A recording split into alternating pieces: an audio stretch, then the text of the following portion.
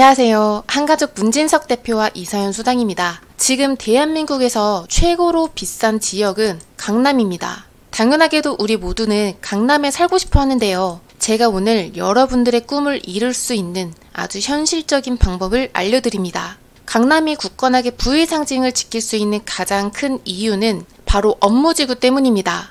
대한민국 최고의 업무지구가 강남에 있는데 특히 지금 표시하는 테헤란로를 중심으로 일자리가 무척 많습니다. 이에 따라서 교통과 상권, 학군 등이 자연스럽게 따라왔고요.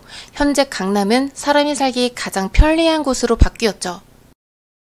이 테헤란로는 강남역과 삼성역까지 4km가 전부 이러한 빌딩 숲으로 둘러싸여 있습니다. 큰 기업을 필두로 해서 주변에는 중소기업이 들어왔고요. 테헤란로의 북쪽과 남쪽은 주거지로 형성이 되어 있어요. 한강을 끼고 있는 북쪽은 반포, 잠원, 압구정과 청담으로 이루어진 부촌입니다. 그 아래에 있는 대치와 개포는 주거단지와 함께 대한민국 최고의 학군지인 대치동이 생겼죠. 그런데 이렇게 다 가진 것 같은 강남에도 없는 게 딱 한 가지 있습니다. 그것은 바로 녹지, 즉 공원입니다. 여러분, 서울의 녹지를 생각한다면 어디가 가장 먼저 떠오르시나요? 대부분이 아마도 성수동의 서울숲이라고 하실 겁니다. 하지만 강남의 녹지를 물어본다면 바로 떠올리진 못하실 거예요. 강남은 실제로도 녹지가 굉장히 부족하거든요. 이 녹지라는 것은 부동산 가격에 많은 영향을 줍니다. 사람이 인위적으로 만들 수 있는 빌딩 숲이나 학군과는 다르게요. 한강과 대규모 공원 같은 것들은 서울에서 만드는 게 이제는 불가능하기 때문입니다. 다들 아시겠지만 전 세계적으로도 이렇게 바다나 녹지를 접하고 있는 부동산은 최고로 비싼 가격을 보입니다. 예를 들어서 뉴욕 맨해튼에서 가장 비싼 부동산은 전부 센트럴파크의 인근에 위치했죠. 한번 성수동으로 돌아올게요. 서울숲과 한강을 품고 있는 성수동의 아파트들. 이곳은 학군이 거의 없는데도 불구하고 아크로서울 포레스트 60평형은 110억 원에 거래가 됐습니다. 참고로 반포 원베일리의 34평이 60억 원에 거래된 것을 본다면 평당 가격은 아크로서울 포레스트가 오히려 더 높을 정도입니다.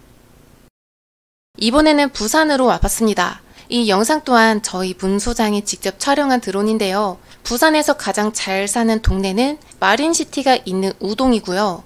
가장 비싼 아파트는 이 조금 뒤에 있는 LCT입니다. 해운대 해수욕장과 바다를 가진 이 LCT는 매매가 75평형이 50억 정도를 보입니다. 그래서 바다나 녹지를 가진 부동산들은 일자리와 학군, 상권들을 전부 뛰어넘는다는 사실을 알 수 있는데요. 투자자의 관점에서 본다면 이러한 녹지나 바다가 있는 곳으로 가면 갈수록 내 수익 또한 훨씬 더 높아집니다. 그리고 여러분들께 좋은 소식으로는요. 앞으로 서울에서 서울숲을 뛰어넘을 만큼 가장 큰 녹지를 새롭게 조성합니다. 뿐만 아니라 이 강남에 버금갈 정도의 새로운 일자리까지 대거 들어서는 곳입니다. 그 지역은 바로 용산이에요. 서울의 중심에 위치한 이 용산은 3대 업무지구인 도성과 여의도, 강남까지의 접근성이 전부 좋습니다. 용산의 아파트 매매가는요. 벌써부터 잠시를 넘어섰고 또 강남 서초의 다음 가는 순서입니다. 지금도 이렇게 집값이 비싼데도 불구하고 용산은 여전히 많은 개발 계획들을 가지고 있습니다. 이 중에서 가장 중요한 것은 세 가지입니다. 먼저 첫 번째로는 좀 전에 말씀드렸던 것처럼 서울에 유례없는 엄청난 규모의 녹지가 용산 한가운데에 조성이 됩니다. 원래는 미군 부대가 사용했었는데요. 평택 미군기지로 이전을 하면서 차례차례 땅을 반환하고 있습니다.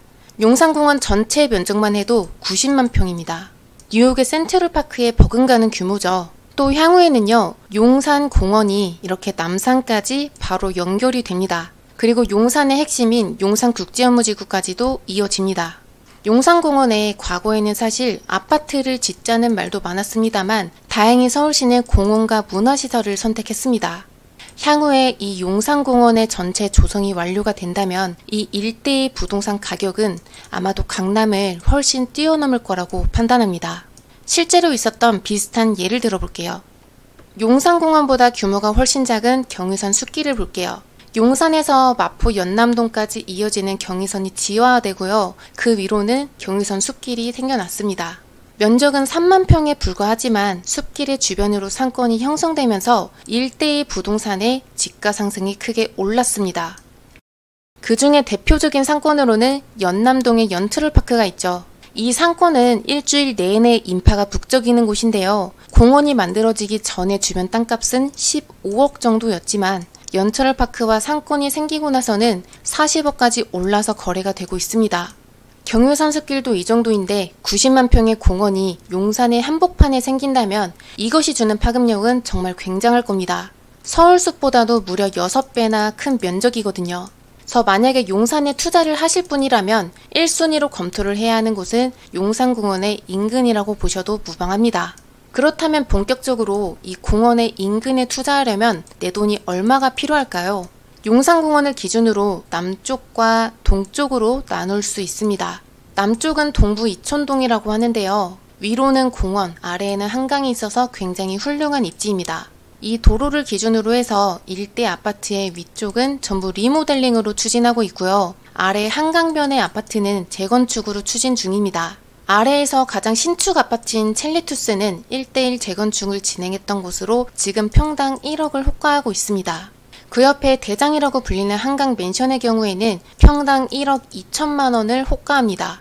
만약에 이 재건축 아파트들을 매수하실 경우에는 전세가가 낮기 때문에 매매가의 90% 이상의 현금이 있으시다면 가능합니다. 대략 35억 이상이 필요하겠죠. 이번에는 용산공원의 동쪽으로 오겠습니다. 한남 뉴타운과 함께 고급 아파트의 대표인 나인원 한남과 한남 더힐이 여기 있는데요. 여기 있는 나인원 한남은 대기업 회장들과 유명 연예인들이 사는 곳이고요.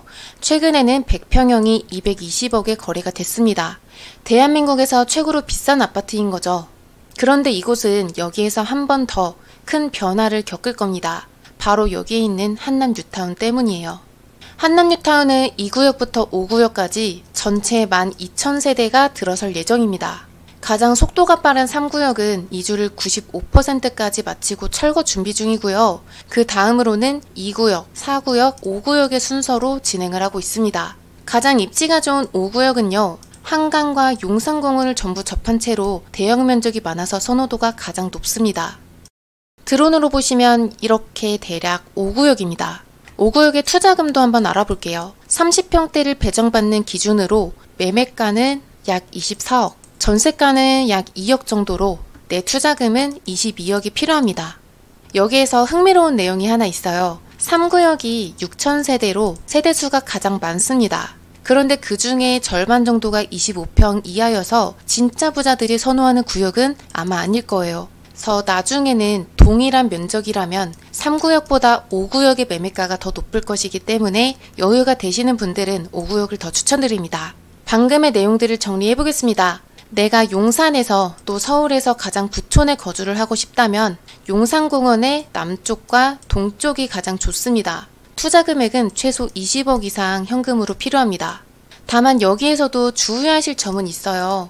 용산공원의 가치가 굉장한 것은 맞지만 미군으로부터 토지 반환이 늦어진다는 점, 그리고 오염 문제가 있다는 점을 고려했을 때 10년, 20년 정도 소요될 수 있다는 것을 유의하시면 좋겠습니다. 그 다음 용산이 강남을 뛰어넘는 이유 두 번째로는 수많은 개발 부지입니다. 강남의 개발 부지를 한번 찾아보자면요. 대표적으로는 GBC라든지 칠성사이다 부지, 정보사 부지 정도가 있습니다만 용산에는 이와 비교할 수 없을 만큼의 더 많은 개발 부지들을 가지고 있습니다. 대표적으로는 용산국제업무지구입니다. 면적만 무려 15만 평으로 강남의 GBC보다 약 6배 더 큽니다. 그리고 내년 2025년부터 기반시설 착공을 시작할 거예요. 실제로 다른 나라 대도시들을 찾아봐도 도심부의 정중앙에 이 정도의 면적을 개발하는 사례는 없습니다. 드론으로 보자면 이렇게 용산국제업무지구입니다. 과거에 이곳은 철도 정비창으로 사용이 됐는데요. 2005년부터 개발 계획을 수립을 하면서 100층 이상의 초대형 업무지구로 기획이 됐습니다. 그런데 3년이 지난 2008년에 미국발 금융위기와 서부 이촌동 편입에 따른 토지보상 문제로 사업이 좌초됐고요. 그 이후로는 10년이 넘는 기간 동안 방치가 되어온 거예요. 그리고 지금 시점에 이르러서 올해 서울시는 용산국제업무지구의 상세한 계획들을 계속해서 발표를 하고 있습니다. 일단 기존에 문제가 됐었던 서부 이촌동은 재척하고 진행합니다. 그래서 토지 소유자는 코레일 73%, 국토부 등 23%, 이렇게 2명이 됐어요.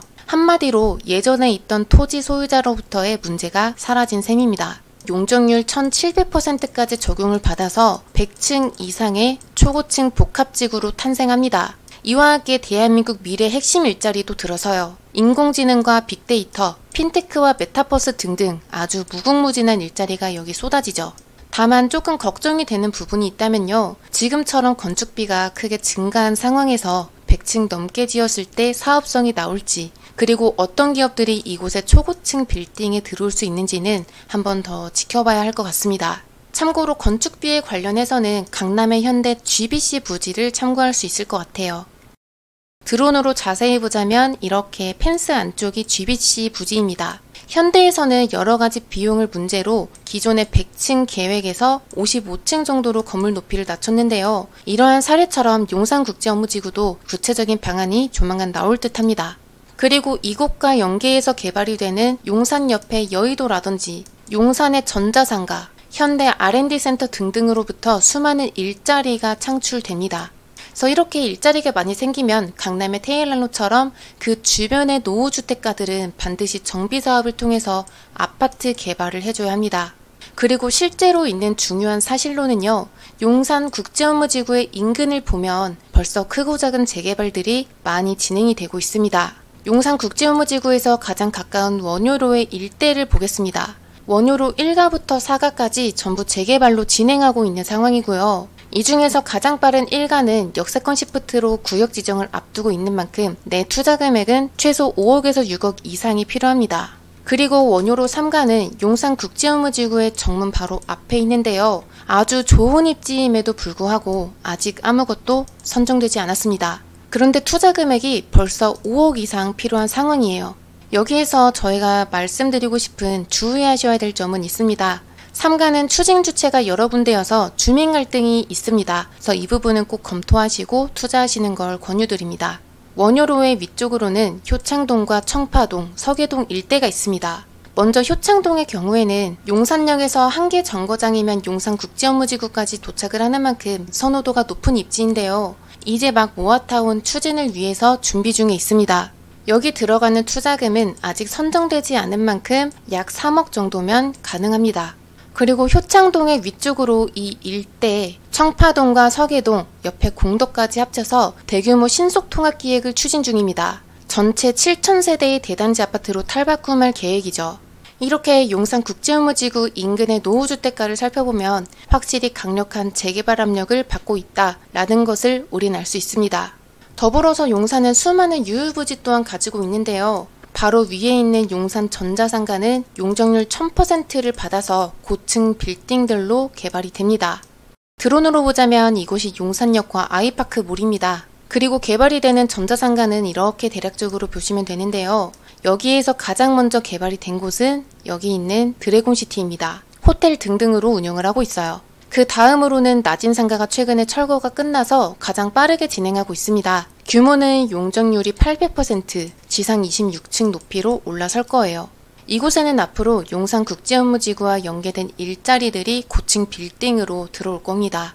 여기에 있는 현대차 부지 또한 철거지가 막바지 단계입니다. 이곳은 향후에 드론 택시 같은 UAM 연구시설로 바뀌죠. 그리고 마지막으로 미군 부대 이전으로 반환되는 토지 3군데를 눈여겨보시면 좋습니다. 첫 번째가 캠프킨 부지, 두 번째는 유엔사 부지, 세 번째는 수송부 부지인데요. 이곳들도 진정한 환골탈태를 앞두고 있어요. 캠프킨 부지는 남영역의 바로 오른쪽에 있는데 2020년에 반환받은 이후에는 원래 3,000세대가 넘는 아파트로 개발을 하려고 했었습니다. 그런데 발암물질이 기준치의 100배 이상 나오는 바람에 정화 작업이 필요하고 이에 따라서 개발까지는 상당히 오랜 시간이 걸릴 거라고 보입니다. 유엔사 부지는 이미 첫 삽을 떠서 벌써 건축 중에 있습니다. 준공은 2027년이 목표예요.